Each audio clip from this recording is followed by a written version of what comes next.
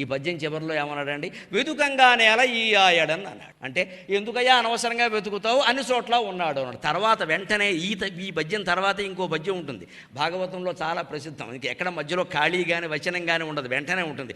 ఇందు గలడు అందులేడను సందేహము వలదు, చక్రి సర్వోపగతుండు ఎందెందు వెదకి చూచిన అందందేగలడు దానవాగ్రణి వింటే.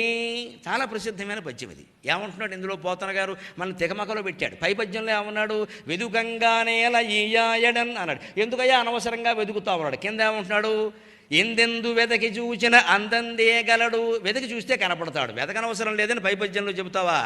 వెతికి చూస్తే కనపడతాడని కింద చెబుతావా? మేము ఎలా కనపడుతున్నామండి పోతన గారికి? ఇందుకే వెతకాలా వద్దా? ఏం చెబుతున్నావు?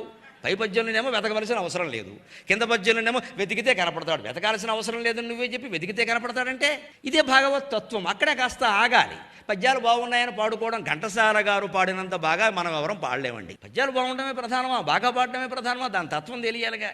అక్కడ వెదకంగానే ఎలా అని, ఇక్కడేమో వెతికి చూడు అంటున్నాడంటే వెతకాలి. ఎలా వెతకాలి? ఉన్నాడు అనే బలమైన నమ్మకంతో వెతకాలి.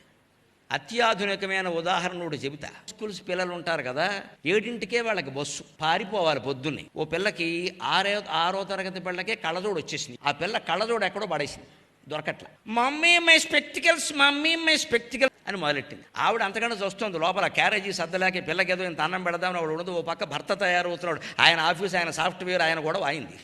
ఆయన 8ంటికి అక్కడికి వెళ్ళిపోవాలి. అందుకని ఆయనకో క్యారేజీ, ఈ పిల్లకో చిన్న సద్ది మూట, బాక్సు, ఇవన్నీ సర్దు ఆవిడ యాతన పడుతుంటే మమ్మీ మై స్పెక్టికల్స్ అంటే, చూసుకోవే సంత, నీకు మీ నాన్నకి చేయలేక యాతన పడుతున్నాను నేను, అన్ని పారేసుకుంటారు, నన్ను వెతకమంట, నువ్వు వెతుక్కో అంటే, అరగంట వెతికాను నాకు కనపడలేదు మమ్మీ అంటే. అప్పుడు పాపం ఏం చేస్తుంది తల్లి, తప్పదు, ఏం చేస్తామని పాపం చెయ్యి తుడుచుకొని వచ్చి ఆవిడ వెతికిందండి. 5 నిమిషాల్లో దొరికిందండి కళ్ళజోడు.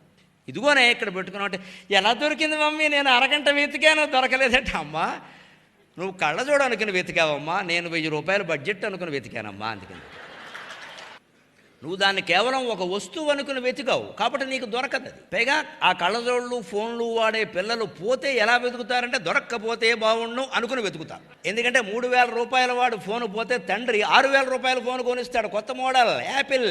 పోవడం వల్ల మంచిది, ఇంకా పెద్ద ఫోన్ వస్తుంది. అందుకని వీడు ఏం చేస్తాడు, ఎక్కడో పడేసి దొరకట్లా అంటాడు. ఇంకోటి కొన్నాక దొరికింది అంటాడు, 2 వాడుకోవడానికి. అందుకని దొరకదండి. ఎందుకు దొరుకుతుంది? నీకు దొరకాలని లేనప్పుడు పడుకున్న వాడిని నిద్రపోతున్న వాడిని లేపచ్చమ్మా. ఒట్టినే పడుకుంటారు కొంతమంది, లేవడం ఇష్టం లేక. వారిని లేపలేము, వారికి లేవాలని లేదు, నిజంగా పడుకుంటే లేపచ్చు. అందుకని దేవుణ్ణి కూడా వెతకాలంటే ఎలా వెతకాలి? దొరికి తీరాలి. ఆవిడ 1000 రూపాయల బడ్జెట్, అమ్మో పిల్ల కళ్ళజోడు పోయిందంటే సాయంత్రం ఇప్పుడు కళ్ళజోడు కొనాలి, తప్పదు.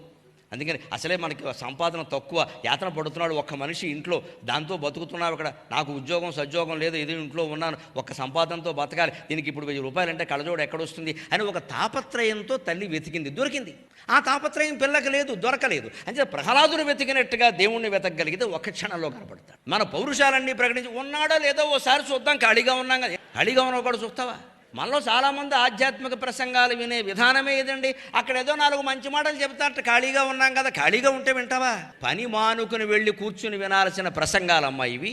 పని మానుకుని కూర్చుని చదవాల్సిన పుస్తకం భాగవతం. పీక మీదకి వచ్చిన పనైనా సరే మానేసుకుని చదవాల్సిన పుస్తకం అంటే భాగవతం. అంతేగాని ఫోన్లో ఏదో ఈవేళ ముక్కోటి ఆకరిసినాడు భాగవతం చదివితే పుణ్యం అని మా అమ్మ చెప్పేది, ఆవిడెక్కడుందో. అందుకని ఈవేళ ఏ ఘట్టం చదువుతాం, మళ్ళీ అందులో ఘట్టాల్లో మళ్ళీ గొప్ప ఘట్టం ఆ గజేంద్ర మోక్షం చదువుదాం. అదేదో అంటే ఎప్పటికీ ఆ గజేంద్ర మోక్షం, ప్రహ్లాద చరిత్ర, వామన చరిత్ర 3 వస్తాయి, ఇంకేమీ రావు. అందుకని ఈ పుణ్యాలు ప్రాధాన్యాల జోలికి వెళ్లకుండా భగవంతుడిని వెతకాలి, తాపత్రయంతో వెతకాలి. దేవుడు తప్ప నాకు ఇంకేమీ వద్దు ఈ ప్రపంచంలో అన్న తాపత్రయంతో వెతకాలి. వివేకానందుడు చెప్పిన మాట అండి. నాకు దేవుణ్ణి మీరు చూపించగలరా అని ఆయన సముద్ర తీరంలో ఉండగా ఒక వ్యక్తి అడిగితే, చూపిస్తాందా అని ఆ చొక్కా కాలర్ పట్టుకుని లాక్కెళ్ళి అందులో ముంచేశాడు. చూపించకపోగా ఊపిరి ఆడట్లేదు వాడికి, ఊపిరి ఆడట్లా. ఒక క్షణం అలాగే ఉంచి అప్పుడు బయటికి తీసి, ఇప్పుడు నీకు ఏమనిపించింది అన్నాడు. వదిలేస్తే చాలు ఇంకేం వద్దు అన్నాడు. వదిలేస్తే చాలు ఇంకేం వద్దు అని అనిపించింది కదా. దేవుడు ఉంటే చాలు ఇంకేం వద్దు అనిపించినప్పుడు దేవుడు కనపడతాడు, వెళ్ళమని చెప్పాడు. వివేకానందుడు ఉదాహరణలన్నీ అలాగే ఉంటాయండి, ఇంక మళ్ళీ తేడా ఉండదు అందులో. అలాగే వెళ్ళు, అంత తాపత్రయం ఉండాలి. అంతేగా దీంతో పాటు కాసేపు అది కాలక్షేపం, ఏదో అక్కడ కూర్చున్నా 4 మంచి మాటలు చెవిని పడతాయి. చెవిని పడి చెవినే పోతున్నాయి, ఎక్కడ లేవు అవి. కానీ చెవికి మధ్యలో హృదయాన్ని పెట్టాడు భగవంతుడు, కాస్త అక్కడ ఉండాలి. రోజుకి 1-2 గంటలో మీరు ఎంత సమయం కేటాయించుకుంటారో అంత సమయం మీరు పొద్దున్న, మధ్యాహ్నం, సాయంత్రం ఎప్పుడైనా చదవచ్చమ్మా. అందరూ చదవచ్చమ్మా, ఏ స్థితిలో ఉన్నా చదవచ్చు. అనవసరపు ధర్మ సందేహాలు మమ్మల్ని అడగండి. ఇది కేవలం జ్ఞానం కోసం చదువుతున్నాం మనం. దానివల్ల వచ్చే పుణ్యాలు పాపాల కోసం కాదు. జ్ఞానం ఉంటే అన్నీ పాపాలు పోతాయి, పుణ్యాలే మిగులుతాయి, వేరే చెప్పక్కర్లేదు. జ్ఞానాదేవత కైవల్యం. దానికోసం మీకు ఎప్పుడు అవకాశం ఉంటే అప్పుడు ఎక్కడ కూర్చోగలిగితే అక్కడ మీ ఇంట్లో కూర్చుని శ్రీకృష్ణస్వామి విగ్రహం ఎదురుగా ఉంటే మంచిది, మన దృష్టి నిలబడటం కోసం. ఎందుకంటే అవన్నీ ఆయన లీలలే కాబట్టి కాస్త అవి చదువుతూ మధ్యలో ఒక్కసారి అలా చూస్తే అప్రయత్నంగా కళ్ళనీళ్ళు వస్తాయండి.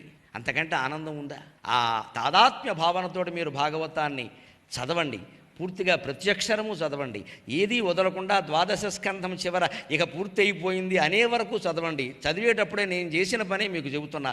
మీకు నచ్చిన పద్యాలు, మీకు నచ్చిన మాటలు టిక్కు గుర్తు పెట్టుకుంటూ వెళ్ళండి. ఓ పెన్న దగ్గర పెట్టుకోండి. ఏ పద్యం నచ్చిందో, ఏ మాట, తాత్పర్యంలో కూడా కొన్ని మాటలు బాగా నచ్చుతాయి, ఈ మాట చాలు జీవితానికి అనిపిస్తుంది, తప్ప మంచిది, అక్కడ టిక్కు గుర్తు పెట్టుకుంటూ వెళ్ళండి.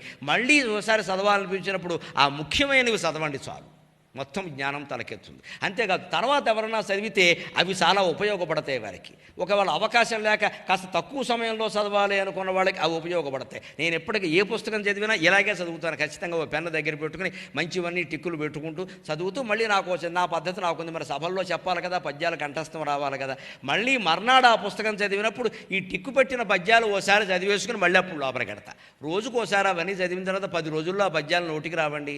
ధారణ బ్రహ్మరాక్షసుడు అంటే అదే, అంతకంటే లేదు. అభ్యాసం చేస్తే ఎందుకు రావండి? రోజు పారాయణ చేసినప్పుడల్లా నిన్న ఏ భాగాలు టిక్కు పెట్టుకున్నామో పద్యాలు ఓసారి చదివేద్దాం, మళ్ళీ సబ్జెక్టులోకి వెళ్ళిపోదాం. మళ్ళీ మర్నాడు మరోసారి చదివేద్దాం, సబ్జెక్టులోకి వెళ్ళిపోదాం. 10 రోజులు అవగానే 10 రోజుల పాటు చదవడం వల్ల ఆ పద్యాలన్నీ నోటికి రావండి, అప్రయత్నంగా వస్తాయి. అప్పుడు మనం ఎక్కడైనా చెప్పగలుగుతాం, గుర్తు చేసుకోగలుగుతాం, పుస్తకం దగ్గర లేకపోయినా గుర్తు చేసుకోగలుగుతాం. అటువంటి పరమ ప్రయోజనాన్ని పూర్తిగా పొందితే పరీక్షిత్తు జయించినటువంటి మృత్యువు ఉందే, ఆ మృత్యు భయంతో సహా సమస్త జీవిత భయాలని మనం జయించగలుగుతాం.